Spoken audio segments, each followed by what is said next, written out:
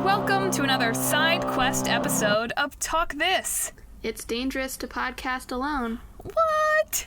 What's Emma doing in the intro? It's a side quest. This isn't my Talk This. She's intruding.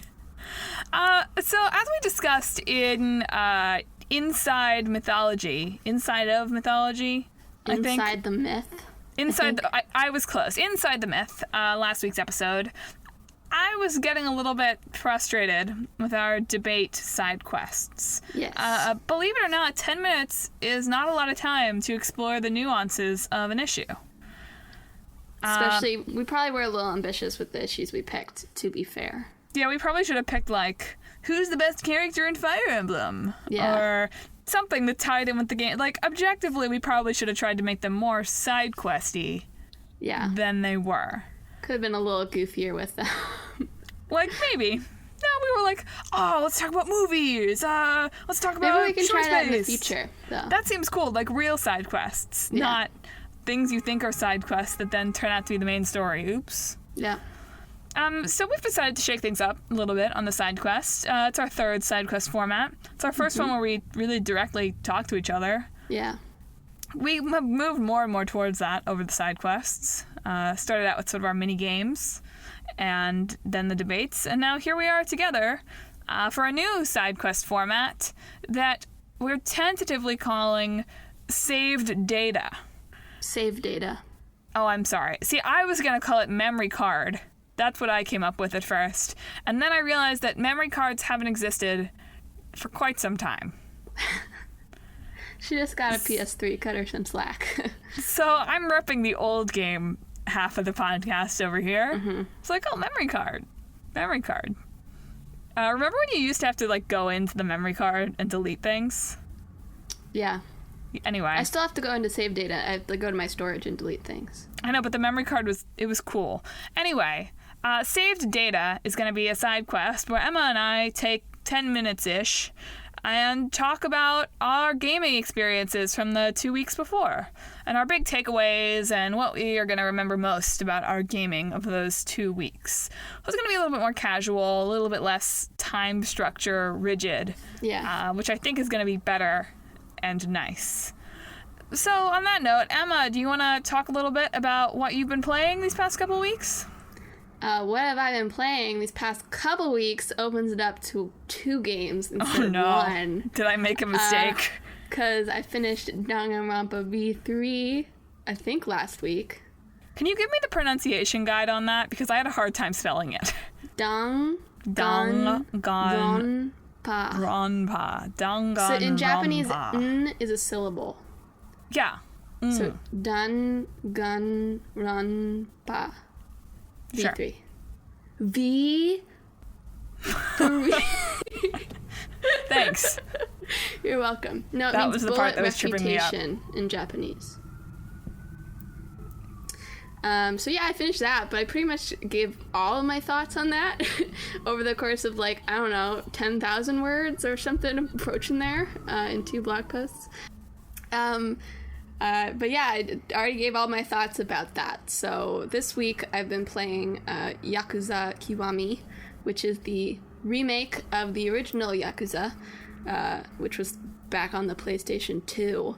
And I think people were really into Yakuza 0, which came out recently, which was a prequel to the entire series. So they've decided to, like, remake everything in their new engine. And it's a lot of fun so far. It's definitely not as good as Yakuza 0 was, but clearly they've edited it a little bit. Like, they've added stuff. And my favorite thing is the Majima Everywhere side quests, in which the other playable character in Yakuza 0, who is not the series protagonist, is Majima, right? What are these names? But and okay. he's Japanese, okay? And he's kind of obsessed with your character, who is Kiryu. So, you've been in prison for 10 years. He's like, you gone soft, man. And so now he follows you everywhere and pops out of trash cans and traffic cones and at your local convenience store and fights you. And it's wonderful. Why is it wonderful? It's just because it's unexpected every single time. Like, I went in and I bought a bento at the convenience store, and then the clerk was like, would you like that warmed up? And I was like, oh yeah, sure, get the bento warmed up. He was like, hey, behind the counter! But yeah, it's a wonderful experience. Plus, he's like, all the boss fights are extremely freaking hard, but he's like an easy boss fight every once in a while, and you can feel satisfied in your abilities. Nice. Just a reminder that you don't totally suck. Yeah. Until I had to fight him in the main game during the main story, and he was like 50 times harder, of course. I mean, that's how it goes. He had like 3 more health bars than he normally did. It's like, what happened? You've been hitting the gym. A lot. Going for a run. Yeah. But that's what I've been doing. Well, the big development on my video game front, which I think I mentioned in last week's episode, is that the PS3, which until now had lived at the where Zero Talkless sisters currently reside, in Nova, arrived at my New York apartment, and has now my gaming, like the amount of time that I've played games this past couple weeks, like I wouldn't even be able to tell you what percentage it's gone up, because like it was down at like, you know, like, oh, I played like 10 minutes of something maybe on my phone to like I spend a couple hours a day playing video games. No, it's so fun. And I've been thinking about this. I was just talking about this the other day. That having this video game system in my home makes it feel much more like home. I mean, I guess like we've had a system in the house since like what? I was like maybe 0? No. No. 0, I think. What is wrong with you? I'm just saying it's accurate. No, I don't think since I was 0. I don't think we got the PlayStation when I was a baby. I don't think that's maybe true. Not. It's probably since we moved the one time. Yeah, definitely since we moved to our current DC residence. We've had a system of some kind. So I don't know, I feel like I've grown to associate that with being like at home, maybe. But it's also just given me something to do that isn't work. Mm-hmm. My apartment, I mean, if you've ever lived in New York City, you may be familiar with this phenomenon, but I pay an arm and a leg for an apartment that is roughly the size of a closet. That's not true. It's nice. I really like it. But there's not that much to do. Mm-hmm. You can sort of either do work or watch Netflix. And I am not the best of Netflix bingers. Mm-hmm. I get tired eventually, especially since like right now we're finishing Breaking Bad. No spoilers, please. I have like less than 10 episodes left, and it's like I feel like I have to process and savor it. But having video games, I can play video games all day. You know, yeah. I just switch games. It's great. Which is like partial. Like I've played like 5 different games this week. Just come over to the dark side. I have. Because Katamari is great when like you want to trade off work and like somebody can play and you can work and then you switch. It's like perfect for like I'll get something done while you roll up the moon, or whatever, and casual. And then as if you've seen on the blog, I've been introducing Josh to Kingdom Hearts. Another one probably coming up this week. He's gotten through Wonderland at this point. And you gotta play some Kingdom Hearts too. Yeah, I know, I will. I'm sort of focusing on, I don't want to play like Birth by Sleep while he's around. I guess so, although that won't spoil anything. I realize it won't, but it will scare him off the series forever. What? He'll be like, what? He's already like, I don't know what's going on. But the first game is so, well, I guess that's the whole point of the first game. Or whatever. Here's what I've realized about the first game. That's what's so great about the first game, is that they don't feel the need to over-explain everything. No, but here's what I've realized about the first game, is that, like, having the strategy guide internalized in my brain made the game much more, like, intuitive. Yeah, like, I guess they don't always tell you where to go. Yeah, he had a very difficult time figuring out where he was supposed to go in Traverse Town. Yeah, that is a little bit, like, because you have to get in the accessory shop and then run around town once and then go back to the accessory shop. He was pissed about that. He was like, this is terrible game design. Why would I ever go back there? And then he beat Leon. Leon is actually not that hard. Okay, but he was like, I beat Leon, but I can't beat Riku. Riku is much harder than Leon. Because Leon spends most of the time just, like, standing there. Like, if you get hit by him, it's, like, you know, you only got, like, 2 hits in you. But, like, he'll just stand there and take it. Yeah. For a lot of the fight. But he's been playing Kingdom Hearts. I've also been having him play. I've been doing a lot of watching. I've been rediscovering the joy of watching games. Because I'm really enjoying sharing them with Josh. Like, seeing his reactions. So he just finished Chapter 1 of Tales from the Borderlands, too. And they both killed Loaderbot. He also just killed a disclaimer. Felix. They're monsters who belong together. He killed Loaderbot and he killed Felix, so we really do belong. Oh my god. But he also sold out Vaughn. Wow. Not on purpose. He's just doing it on purpose. No, that one he didn't do on purpose. Like, he, like, asked for more money. He was like, I didn't realize this meant that I agreed to the deal. You were asking for more money. Yeah. What did you think would happen? Oh, man. He's similarly, like, every time he sees so-and-so will remember that. He's like, oh, I hate that. So it's been fun to watch his Borderlands reaction. is the one you have to worry, like, the least about, though, because really it's just, like, a fun ride.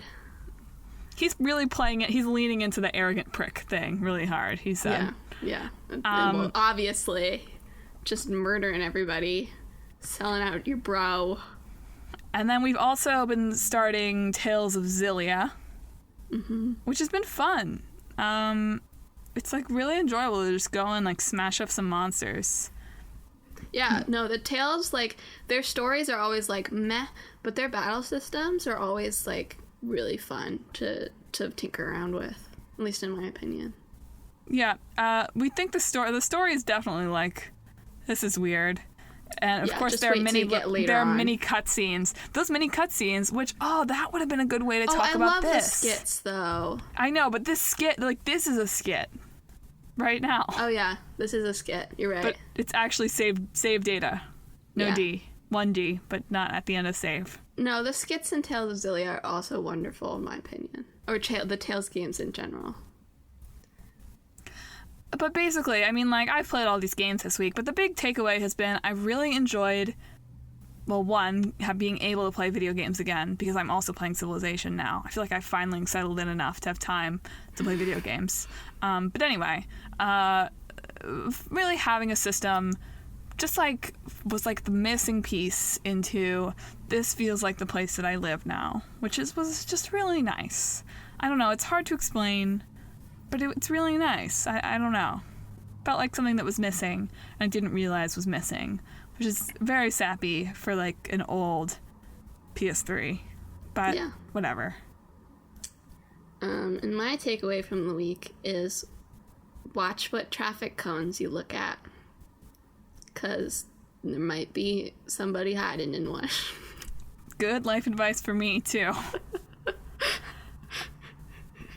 So I guess that's the conclusion. Then we've hit our save mark for the week. Thanks for tuning in, guys. Next week we're talking about something. Avengers Academy. Oh, I forgot. And something I hadn't heard of, I think, which is great. Metroid, which I've heard of that. I'm sorry. You've heard of Metroid. I was like, it was like something that I'm not familiar enough to talk about without research, though. So it's the same in my mind. We'll be talking about those two. It probably will not be a actual together episode, right? No. Great. So, just kidding. I was about to tease a special... We could. No, we don't want to do that. You don't want to do that. Okay, but then we do have to record, like, really early this week. It'll be a episode recorded way in advance. Oh, yeah. Because we're about to have some real-life local co-op here in Talk This Land. Mm-hmm. Maybe I'll make sure we do some video game stuff. Emma's visiting me next week. I can play Tales of Xillia with you. You can! We do have the third controller. We have to charge it, though. I can play Alvin. I hate Alvin, but also he's the most fun character to use the combat for. Yeah. It's a conundrum. Maybe I'll pay the $1 million for us to go to the VR place in New York. Oh, yeah. But we'll have fun adventures, and you'll hear from us next week talking about those 2 awesome games. In the meantime, follow us on social media. I don't know, you're the outro host. What do I say? Thanks for listening to our latest side quest episode of Talk This. Hope you enjoyed. We're trying something new out. Might add some more structure to it later on. We'll see. But you can follow us on our social media at Talk This Podcast, Facebook, Twitter, and Instagram. We're on YouTube, Talk This Sisters. Our website is talkthispodcast.com. You can contact us at talkthispodcast.com. Check out our blogs. We have a couple new ones up this week. And look forward to our episode next time. That was awesome. Thank you. You gonna sign out now? And with that, we hope you just have a great, awesome day.